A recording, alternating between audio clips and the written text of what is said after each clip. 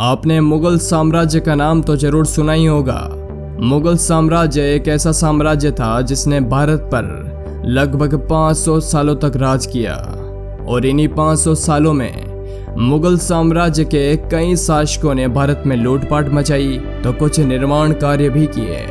वैसे देखा जाए तो मुगल शासनकाल में कई शासकों ने भारतीय राजाओं से कई प्रकार के संबंध भी स्थापित किए थे।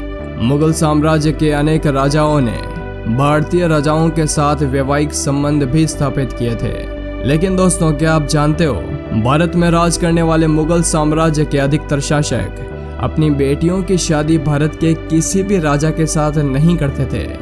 लेकिन आखिर क्यों मुगलों ने भारत में अपनी बेटियों का विवाह नहीं किया था? आइए जानते हैं इसके पीछे की वजह को। दरअसल कुछ इतिहासकारों का मानना है कि भारत में जब मुगल साम्राज्य का शासन चल रहा था तब पूरे भारत के चारों तरफ मुगल साम्राज्य का शासन फैला हुआ था, जिसके कारण मुगल सम्राट के सामने किसी भी भारतीय राजा की आंख में आंख मिलाकर बात करने की हिम्मत नहीं होती थी। उस समय जितने भी शासक भारत में कार्य करते थे वे सभी मुगल शासक के नीचे कार्य करते थे। इसलिए भारत में जो मुगल शासक हुए वो अपनी बेटियों का विवाह सिर्फ सम्राट के साथ ही करना चाहते थे।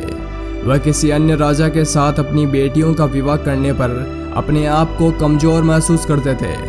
इतिहासकारों का मानना है कि कुछ मुगल सम्राट मानते थे कि यदि वे अपने किसी नीचे पद वाले व्यक्ति के साथ अपनी बेटियों की शादी करेंगे तो उन लोगों के सामने उन्हें झुकना पड़ेगा, जो मुगल की शान के खिलाफ था। इसलिए मुगलों की ज्यादातर बेटियां अविवाहित रह गई।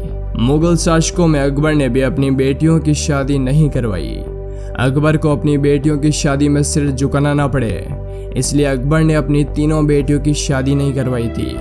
यही नहीं, अकबर की इसी नीति को जहांगीर, शाहजहां और औरंगजेब ने भी अपनाया था।